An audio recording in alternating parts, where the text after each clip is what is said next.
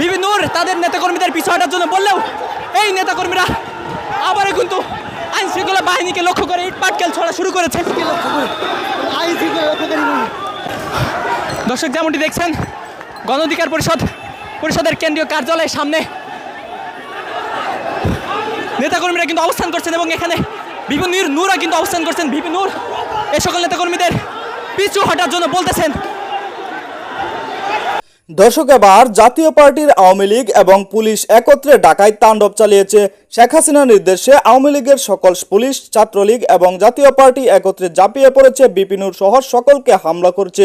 এবার আওয়ামী লীগের তাণ্ডব দেখে রীতিমতো অবাক হয়ে গিয়েছে। রাতেই শেখ হাসিনা দেশে আসতে পারে। বিস্তারিত তথ্য জানতে পারবেন এই ভিডিওতে। 1 সেকেন্ডও না টেনে পুরো ভিডিওটি দেখবেন। চ্যানেলে নতুন হলে সাবস্ক্রাইব করে রাখবেন পরবর্তী আপডেট পাওয়ার জন্য। ভিডিওতে একটি লাইক করে দেখতে থাকুন সম্পূর্ণ ভিডিওটি।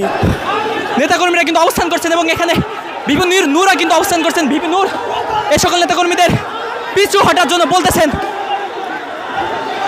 বিভিন্ন তাদের নেতাকর্মীদের পিছু হাঁটার জন্য বললেও এই নেতাকর্মীরা আবারও কিন্তু আইন শৃঙ্খলা বাহিনীকে লক্ষ্য করে ইট পাটকেল ছড়া শুরু করেছে।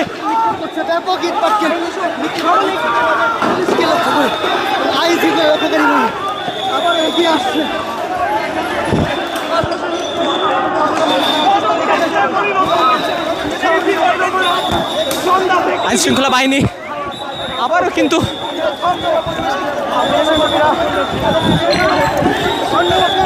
গণ অধিকার পরিষদের নেতাকর্মীরা তাদের কার্যালয়ে কিন্তু অবস্থান করছেন এবং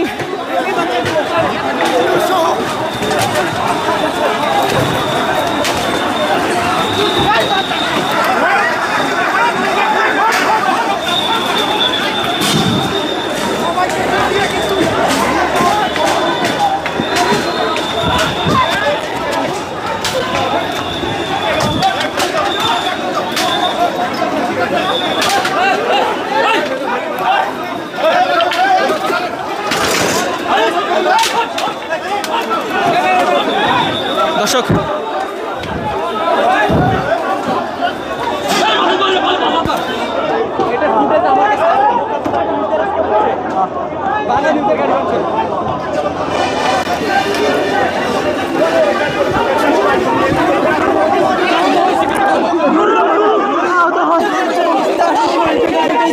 দর্শক এর মধ্যে দেখতে পাচ্ছেন নুরুল হক নূর কিন্তু আহত হয়েছেন। সম্মানিত দর্শক, সম্পূর্ণ ভিডিওটি দেখলেন, অবশ্যই বুঝতে পেরেছেন ভিডিওটি গুরুত্বপূর্ণ। আওয়ামী লীগের জন্য সুসংবাদ, কেননা আওয়ামী লীগের আন্তর্জাতিক মহল থেকে চাপ সৃষ্টি হচ্ছে ডক্টর মোহাম্মদ ইউনূসের উপর। ডক্টর মোহাম্মদ ইউনূসের উপর চাপ দিচ্ছে যে তাদের নির্বাচনে অংশগ্রহণ করাতে হবে।